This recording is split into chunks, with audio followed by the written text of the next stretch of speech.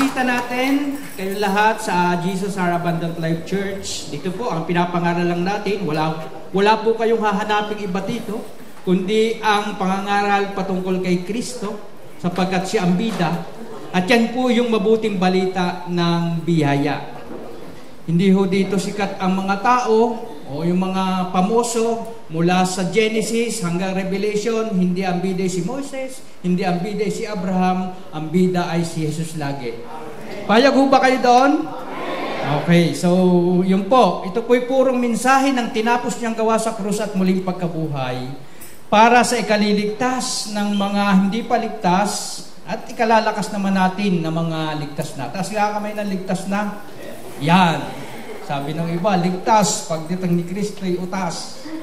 Hindi pala totoo. Pero dito, tinitiyak po natin na tayo ligtas. Sapagkat ang ating kaligtasan ay nakabase hindi sa ating gawa, kundi doon sa ginawa ni Kristo. Ang ating kaligtasan ay nakabase doon sa tagapagligtas, hindi doon sa ililigtas. Sapagkat ililigtas ka nga ay wala kang kakayanan.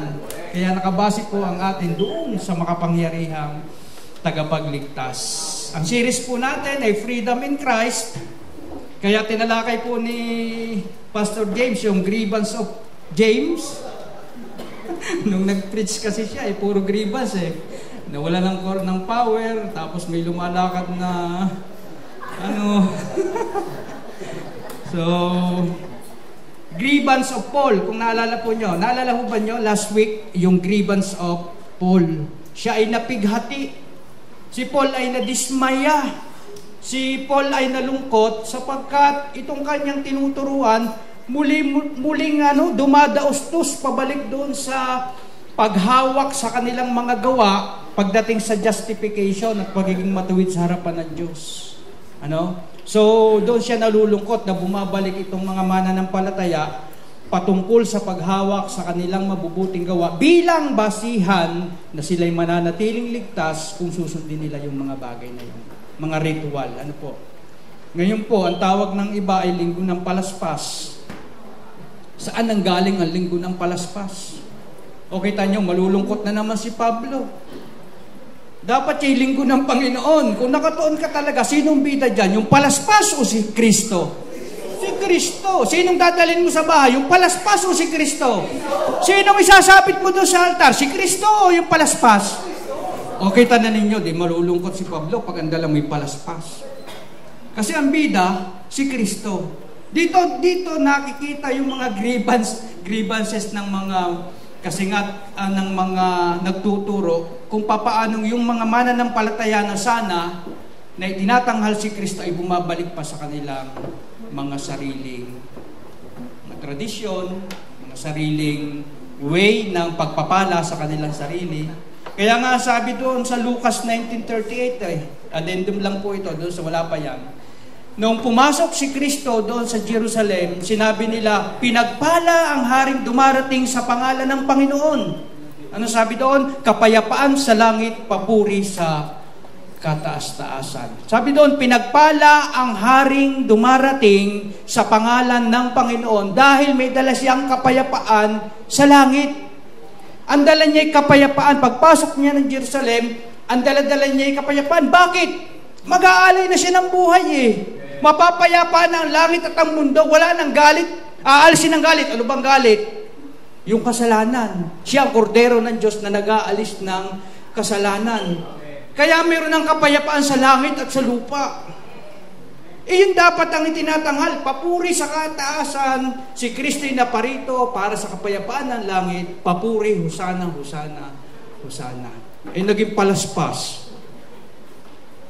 Kasi yung palaspas, inilalagay mo para ikaw ay mapagpala.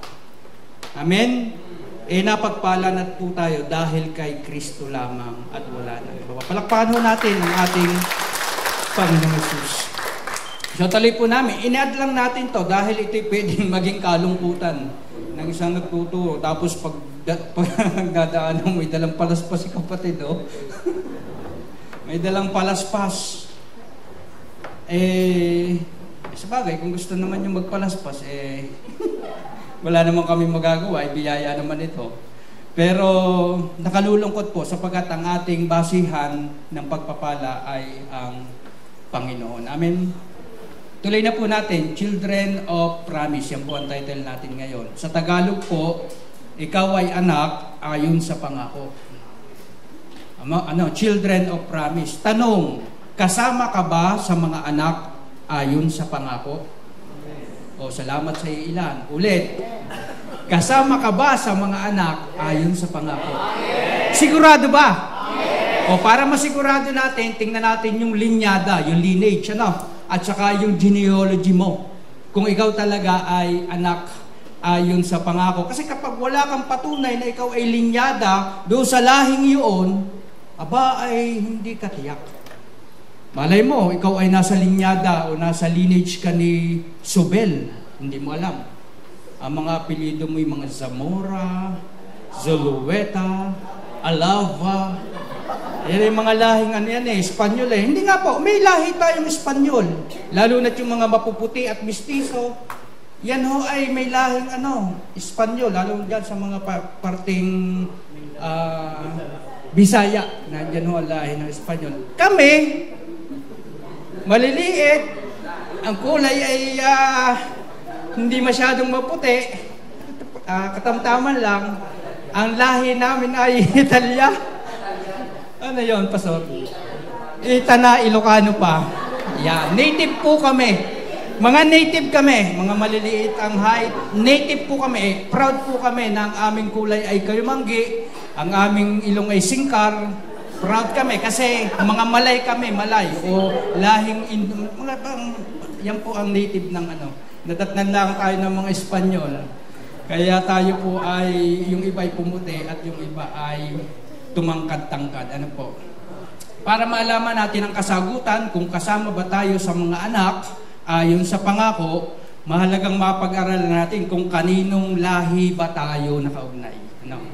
At ang Bible po ay hindi madamot sa pagbibigay ng impormasyon. Pag ikay nag-trace ng genealogy mo sa lahi mo, ang hirap. Meron pong Facebook account na meron doon pag kinilik niya yung mga genealogy. Lalabas doon yung mga pangalan, halimbawa Marasigan, o ano mga apelyido nyo. Irurot nila, pero hindi sila accurate kung talagang kamag-anak mo yon. Pero ang Bible po hindi madamot sa pagbibigay ng impormasyon. Napakaliwanag, maliwanag pa sa PSA. Maliwanag pa doon sa nagre-record sa munisipyo. Maliwanag po ang Bible. Kaya simulan na po natin yung ating genealogy kung saan po tayo nagmula. Galatians chapter 4 verse 21 to 31. Basahin po natin, magbasa din kayo sa inyong mga labi. Sabi dito sa 21, tell me, you who want to be under the law, are you not aware of what the law says? For it is written that Abraham had two sons, one by the slave woman and the other by the free woman. This son by the slave woman was born according to the flesh, but this son by the free woman was born as the result of a divine promise. Nagkakameron na ba kayo ng hint? These things are being taken figuratively. The women represent two covenants. One covenant is from the Mount Sinai and bears children who are to be slaves. This is Hagar. Now, Hagar stands for Mount Sinai in Arabia and corresponds to the present city of Jerusalem because she is in slavery with her children. 26, but the Jerusalem that is above is free, and she is our mother. For it is written, be glad, barren woman, for you never bore a child. Shout for joy and cry aloud, you who were never in labor, because more are the children of the desolate woman than of her who has a husband. Now you, 28, now you, ikaw yan, brothers and sisters, like Isaac, are children of promise. Diyan natin kinuha ang ating title. Ulitin natin, now you, brothers and sisters, like Isaac, are children of promise. At that time, the son born according to the flesh persecuted the son born by the power of the Spirit. It is the same now. But what does Scripture says? Get rid of the slave woman and her son, for the slave woman's son will never share in the inheritance with the free woman's son. Therefore, brothers and sisters, we are not the children of the slave woman, but of the free woman. So kung binasa po niya yan at naunawaan po natin, makikita na agad po natin kung saan tayo nagmula. Pero isa-isahin natin. Ang sabi sa verse 21, tell me, you who want to be under the law, are you not aware of what the law says? Kasi nga, buhat doon sa tinapik ni Pastor James na grievance of Paul, hindi pa nyo nalalaman wika ang sinasabi ng kautusan at dyan bumabalik-balik. Bakit nyo binabalik-balikan yan?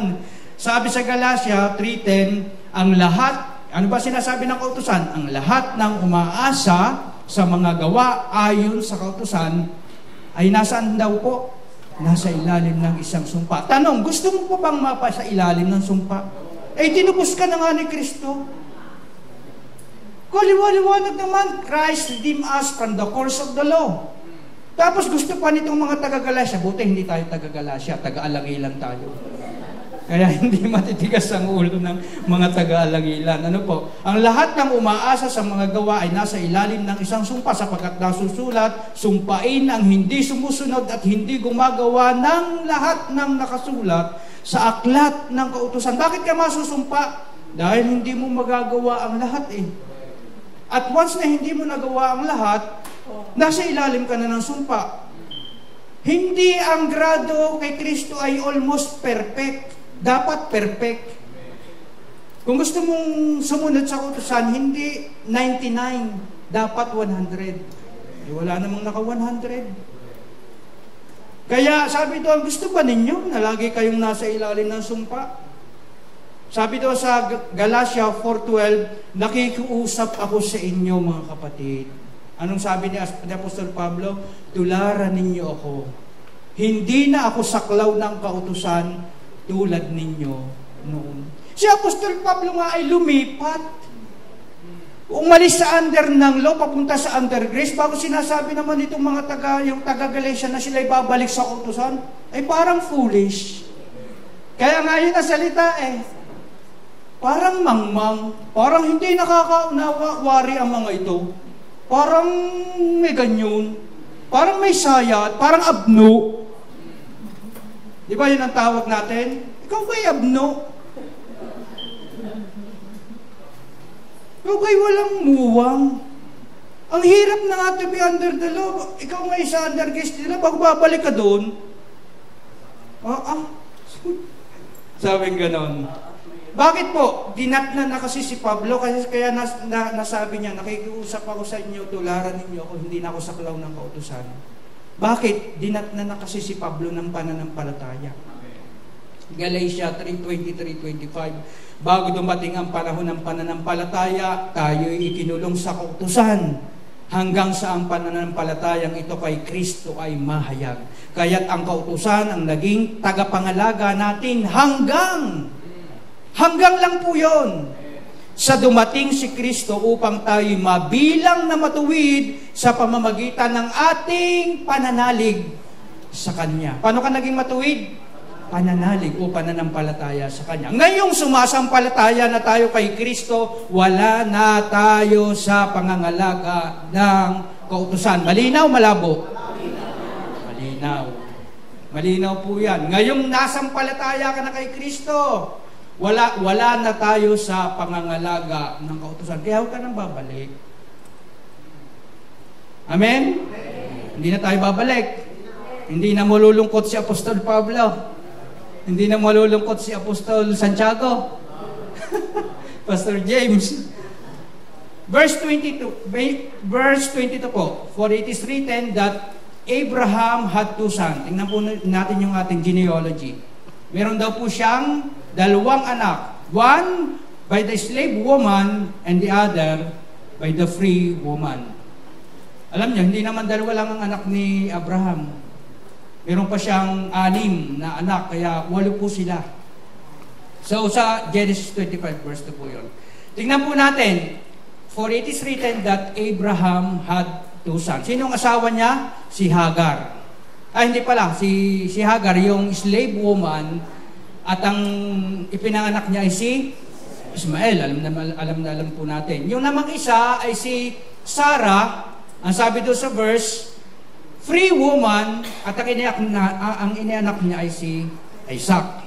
Tuloy-tuloy po natin yung ating genealogy kung saan tayo ugnay dyan. Sa 23, his son by the slave woman was born according to the, saan? To the flesh.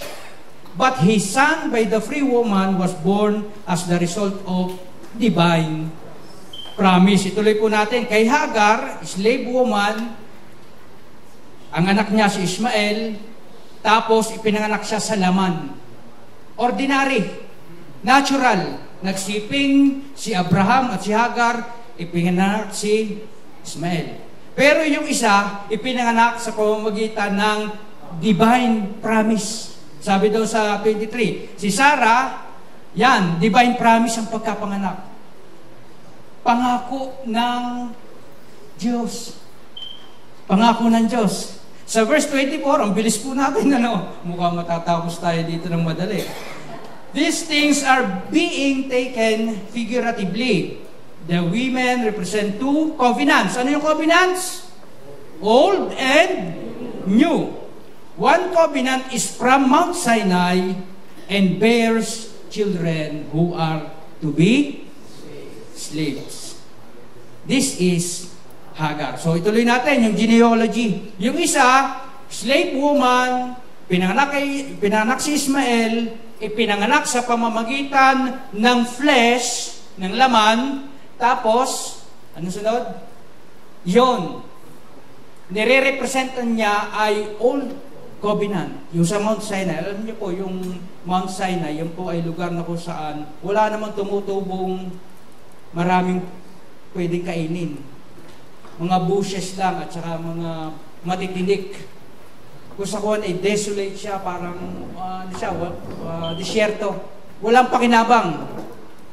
So yan po ang Mount Sinai. Yan po, inire-represent po niyan. At ang pinuproduce po niyan ay slaves, children. Ang sabi doon, one covenant is from Mount Sinai and bears children who are to be slaves. Yun po yung galing kay Hagar. Ituloy po natin sa 25. Now, Hagar stands for Mount Sinai in Arabia and corresponds to the present city of Jerusalem because she is in slavery with her children. So, ano yung nire-representa niya? Yung kay Hagar, nasa Old Covenant, tapos ang kanyang mga anak ay slaves. Tapos, ang nire-representa niya yung Jerusalem, yung physical Jerusalem. May slide ba tayo dyan? Yan. Wala pa. Sige. So, yung physical na Jerusalem. Kasi po, sabi sa 26, but the Jerusalem that is above is free. Verse 26. Yan. But the Jerusalem that is above is, ano daw po? Free. And she is our mother. So, pagdating po sa genealogy, ikaw ay na kay Sarah, free woman, pinanak si Isaac, mayroong divine promise, at ikaw ay taga-Jerusalem. Pag binalikan po natin yung kay Hagar, pwede ba balik natin yung kay Hagar, yung 2 slides before?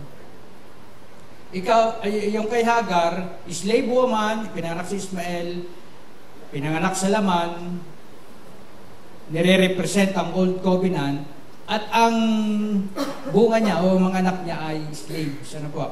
Tapos, yung physical na Jerusalem, yung Jerusalem noon, na nire-represent nila yung physical. Samantalang dito kay Sarah, ang ating Jerusalem is above.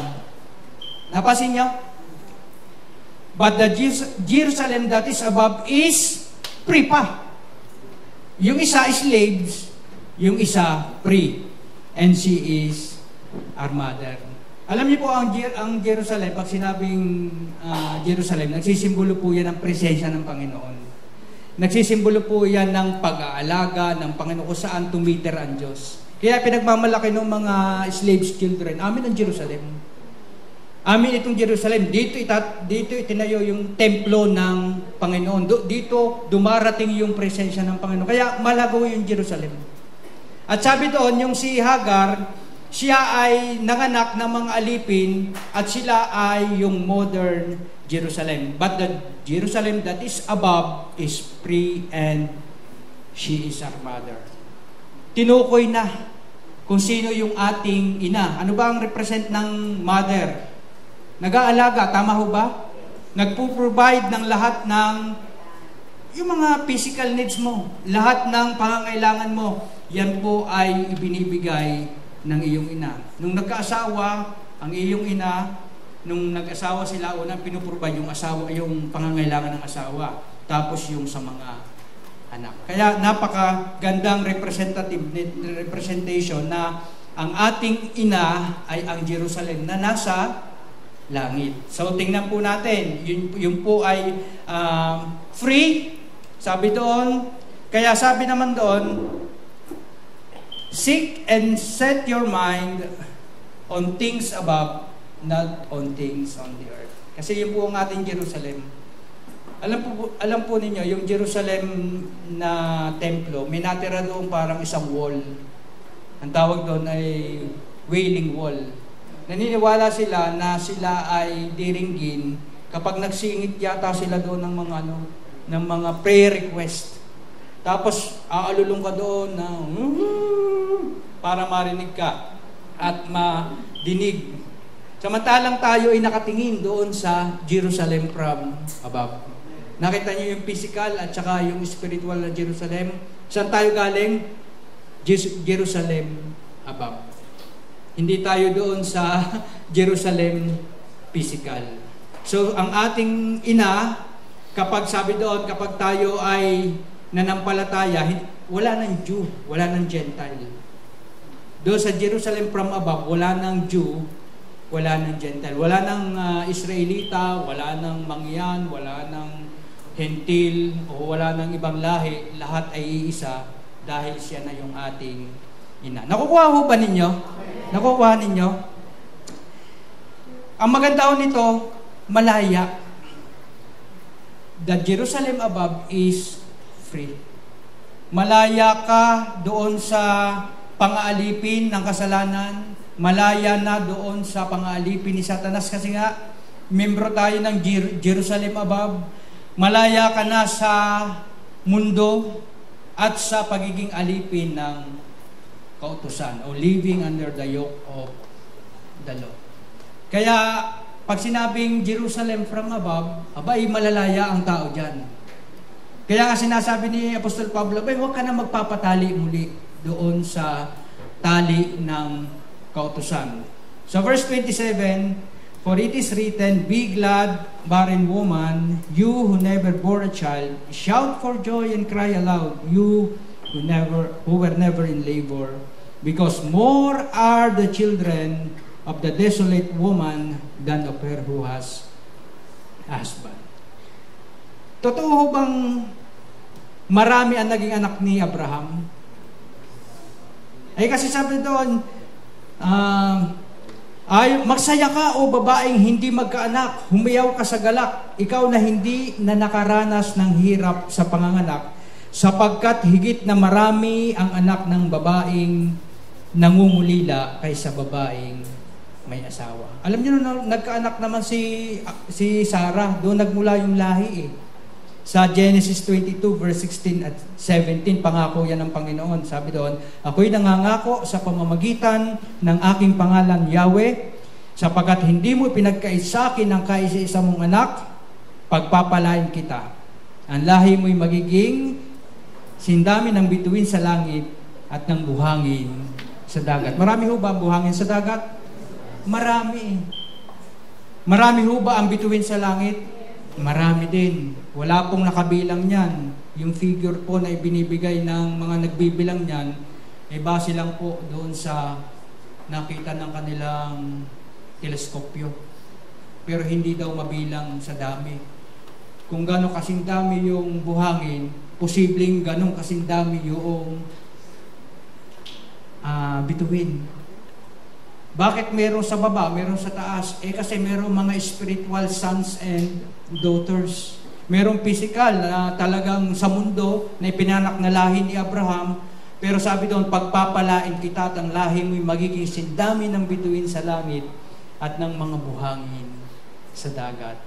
Ang galing ng Diyos, buhat sa isang babaeng hindi magkakaanak na parami niya ang lahi. Kaya tayo naririto dahil doon sa lahi niyo, dahil sa kapangyarihan ng ating Panginoon. Buhat sa wala, patungo sa pagkakaroon ng marami. Anong aplikasyon nito sa ating buhay? Ang ganda po nito. Kaya palang i-multiply ng Diyos kahit wala. Tayo nag-multiply pag meron. Pero si God nag-multiply kahit wala. Amen? Kaya nga sabi doon, buhat sa hindi mauubos na kayamanan ng Diyos, ibibigay niya lahat ng inyong pangangailangan. Amen? Ito ay application lang, pero talagang magaling ho ang Diyos pagdating sa multiplication. Kita niyo yung 5,000 na pinakain ng ating Panginoon. Namumroblema pa yung mga alagad kung saan kukuha ng pagpapakain. Pero si Kristo hindi man lang namumroblema. Sapagkat alam niya at kaya niya na i-provide ang lahat ng pangangailangan. Babae, lalaki, bata, matanda. 5,000, hindi pa recorded yung babae at saka yung mga bata. E di siguro mga 15,000 na lang. Catering service by Jesus. Ang ganda ng minultiply niya. Gano'ng kadakila ang ating Panginoon. Yung pakayang pangangailangan na nag-iisa na ikaw ang hindi kayang. Pwede mo ba natin palakpakan? Buhat daw sa hindi mauubos na kayamanan ng ating Panginoon, ibibigay niya ang konti niyong pangangailangan. Konti lang ba? Hindi eh. Sabi doon ay lahat ng inyong kailangan sa pamamagitan ni Kristo Jesus. Kaya sasabihin mo lang sa verse 20, yan na lang. Purihin ang ating Diyos at Ama magpakailanman. Amen. Purihin ang ating Diyos at Ama. Tuloy po natin sa 28. Now you, yan na. Brothers and sisters. Sinong brothers? Sinong sisters? Yan. Like Isaac are children of promise. Yan na. Pwede mo nang talagang angkinin sapagkat ayon sa genealogy, walang daya yan, walang mekos-mekos, walang hocus-pocus, talagang lumabas yan. Tingnan po natin muli yung genealogy natin. Pinanganak ng malayang babae, pinanganak si Isaac sa pamamagitan ng pangako ng Diyos, nagre-representa ng bagong tipan. Ang ating ina at ang ating pagkakamiyembro ay hindi sa Jerusalem sa Israel, kundi Jerusalem from above, which is free. Tapos, tayo ngayon, kapag idinagdag mo ang sarili mo dyan, kasi maliwanag po ang sinabi ni Apostol Pablo, now you, kasama yung mga taga-Galacia at ang lahat ng mananampalataya doon, whether kung Hudyo man o hindi, now you, brothers and sisters, like Isaac, are children of promise. Ikaw ay anak ayon sa pangako. Kaya hindi aksidente ang pagkapanganak mo sa mundong ito. Ikaw ay anak ayon sa pangako. Marami kasing hindi matanggap na siya ipinanganak ng kanyang ina. Lord, bakit ako ipinanganak mo pa? Kung ganito rin lamang ang aking buhay. Pero pag nalaman mo na ikaw pala ay anak, ikaw ay may divine promise sa iyo ang Panginoon na ikaw ay panganganak, ay maganda hong maangkin natin sa sarili na ako'y anak ayon sa pangako. 29, at that time, the son born according to the flesh, persecuted the son born by the power of the Spirit. Sino ba yung son born according to the flesh? Sino yung son na yon? Si Ismael. Tama? Ang ginagawa niya, pinipersecute niya yung the son born by the power of the Spirit. Sino? Si Isaac. Sabi ng verse, it is the same now. Parehas na nangyayari ngayon. Kasi nung sinulat po ito, yung Book of Galatians, under captivity pa sila. At kasalukuyang inuusig ng mga Israelita o ng mga Hudyo o mga under the law, yung mga mananampalataya. Kaya sabi doon, it is the same now. Kung papaanong itong binuburos ka, Kasi sabi doon sa Genesis 21 verse 9, Now, as time went on, Sarah saw Ismael, the son of Hagar the Egyptian, who she had born to Abraham, mocking Isaac. Anong ginagawa nitong si Ismael?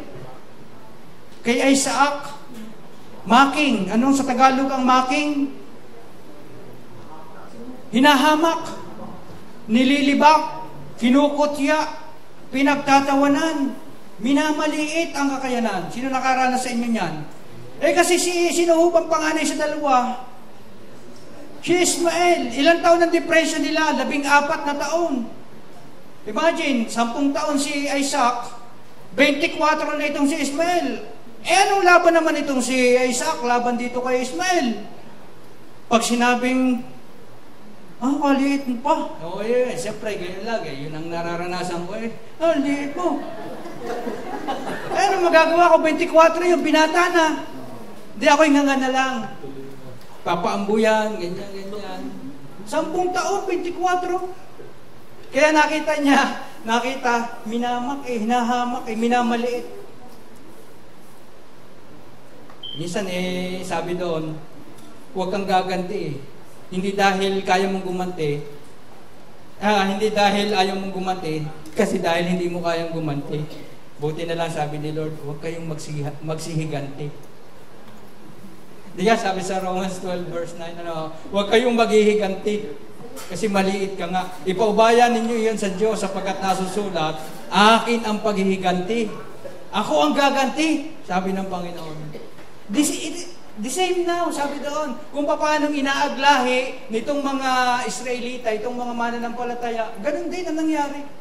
Kaya hindi rin may iwasan sa atin ng mananampalataya na tayo inaapit.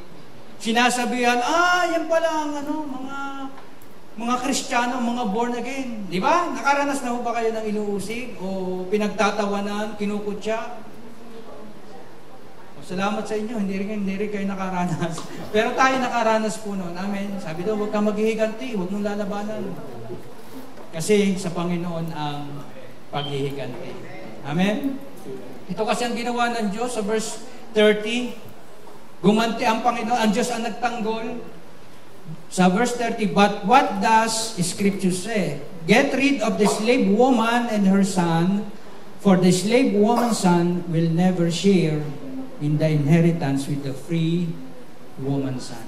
Yan, palayasin mo na. Sabi ni Lord kay Abraham, palayasin mo na. Kasi sabi ni Sarah kay palayasin mo, minamak kasi yung anak mo.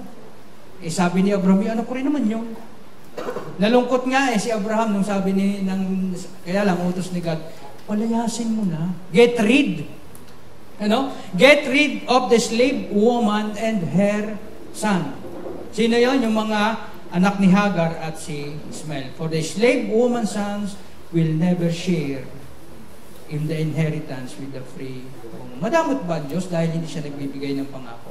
Hindi Ito kasing nire-represent natin, itong Old Covenant, nagre-rely sila, kasi representation ito figuratively, Old Covenant po ito naniniwala silang kaya nilang matanggap ang pagpapala sa pamamagitan ng kanilang gawa. Sinasabi, hindi mo kaya yan, get rid.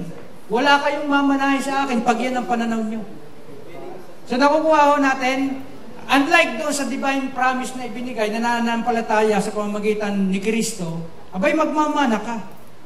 Kaya get rid of the slave woman and her son, for the slave's woman's son will never share in the inheritance with the free woman's son. Hanggang ikaw ay hindi nagre-rely kay Kristo, hanggang ikaw ay nagtitiwala sa sarili mong lakas, hindi ka makakatanggap ng mana o pangako. Amen? Walang mamanahin. Sorry. Wala kang aasahan. Kasi self-righteous ang tingin mo sa sarili mo. Di ba gano'n naman ang naging pananaw ng mga Pariseo nung una? Self-righteous ang naiproduce ng Old Covenant. Na sinasabi nilang sila ay matuwid, pero hindi naman. Yun nga isang lalaki sabihin, nasunod ko na wika ang lahat ng kautusan. Okay, isa na lang ang kulang, ipagbili mo ang iyong ari-arian. Tapos sumunod ka sa akin. Ibig sabihin manampalataya ka sa akin. Ayaw manampalataya. Ang gusto niya, yung kanyang mga gawa, ang kanyang ipagmamalaki. Masunod ko na lahat yan. Wala nang problema sa akin.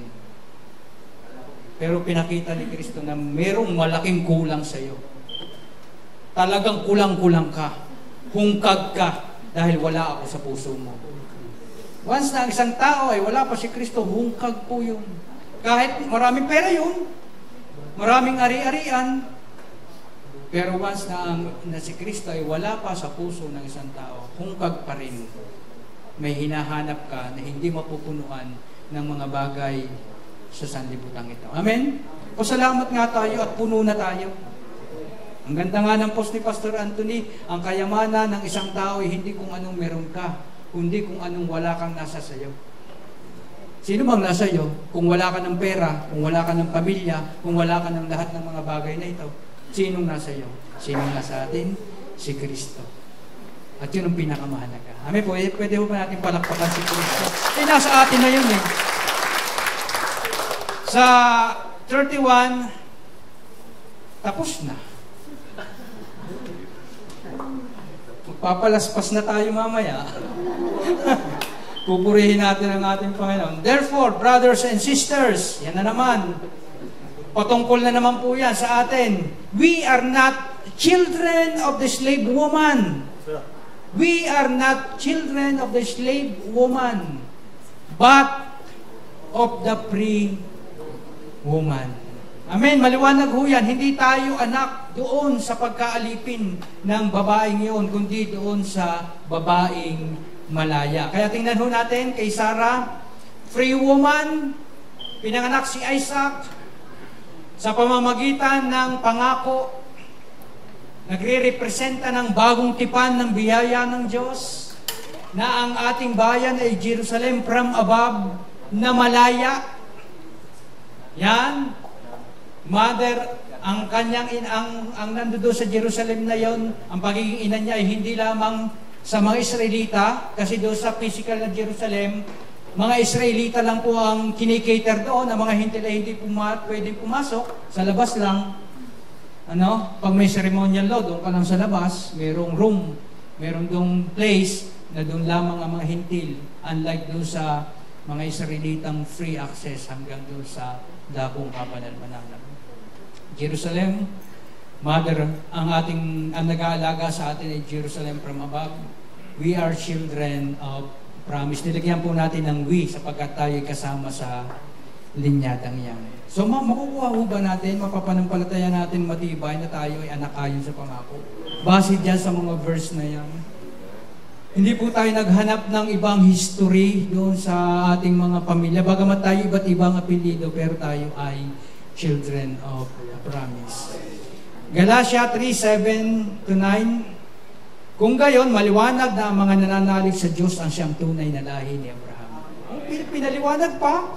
Kung gayon, maliwanag nga wika, hindi malabo na ang mga nananalig sa Diyos ang siyang tunay na lahi ni Abraham. Bago pa ito nangyari, ay ipinahayag na ng kasulatan na ipawawalang sala ng Diyos ang mga hintil sa pamamagitan ng kanilang pananalig sa Kanya.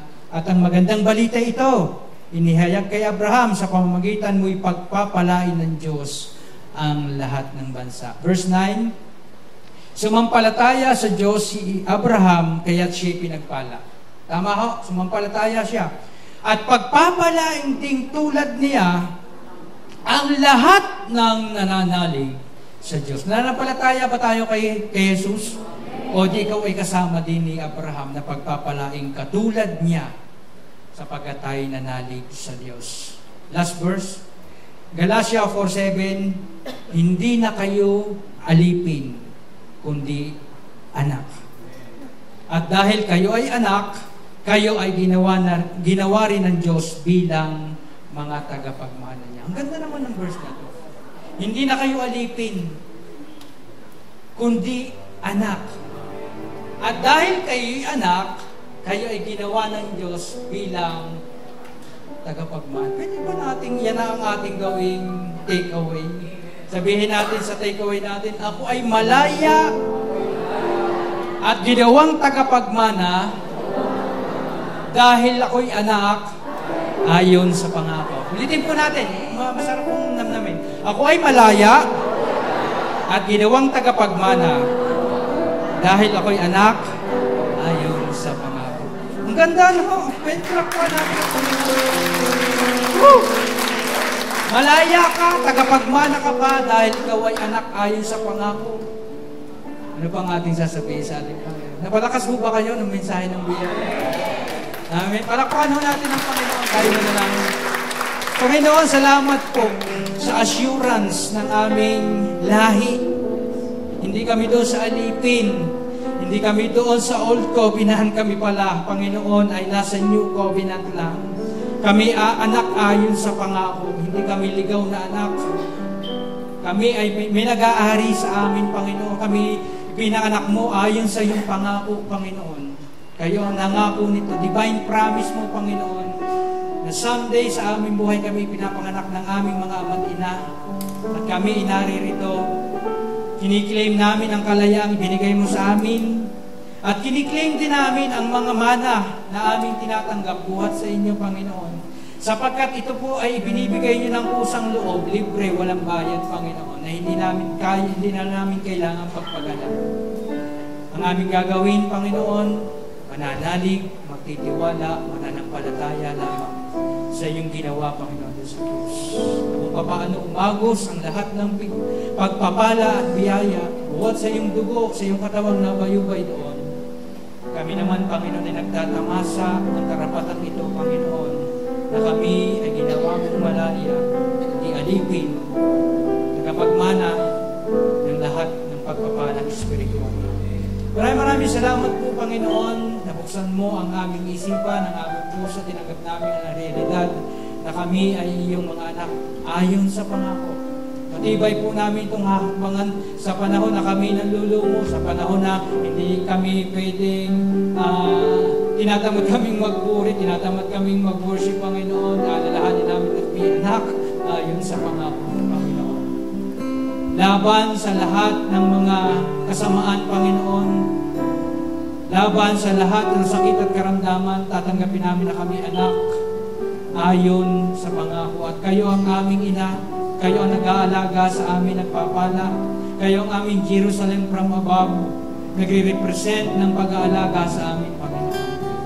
Maraming salamat po sa inyong katapatan. Salamat sa pagbibigay mo sa amin, Panginoon, ng mga biyaya, kalakasan, at lahat ng aming pangangailangan. Sabi nga doon, you will supply every needs, Panginoon, ng aming makakasalubong o dadating sa aming buhay, sapat ang iyong biyaya, Panginoon. Kung ikay naririto ngayon o nanonood man, nakikinig ng message na ito, na hindi mo pa kinikilala si Kristo bilang siyang buhay, na punong-puno ng kapangyarihan, na siyang nagbibigay ng kagalingan, pwede kitang anyayahan sa isang panalangin ng pakikipagrelasyon sa Kanya. Sabihin mo, Panginoong Jesus, ako po ay makasalanan, ako po ay mapapahamak, ako po ay hiwalay sa iyo. Naniniwala po ako na kayo namatay sa krus, tumigis ang inyong dugo para sa lahat kong mga kasalanan. Tinatanggap kita bilang Panginoon, tagapagligtas ng aking buhay. Tinatanggap ko po ang buhay na walang hanggan, kaligtasan ito na walang bayad mong ibinibigay sa pangalan ni Jesus. Amen. Kung yan po ay taus-puso nyo tinanggap, mga kapatid na narito ng bisita, ganun din sa mga nanonood, kayo po ay binigyan niya ng karapatang maging anak niya sapagkat ikaw ay anak ayon sa pangako ng Diyos. Amen. Tayo po ay dadako sa ating pagpirapirasyon ng tinapay.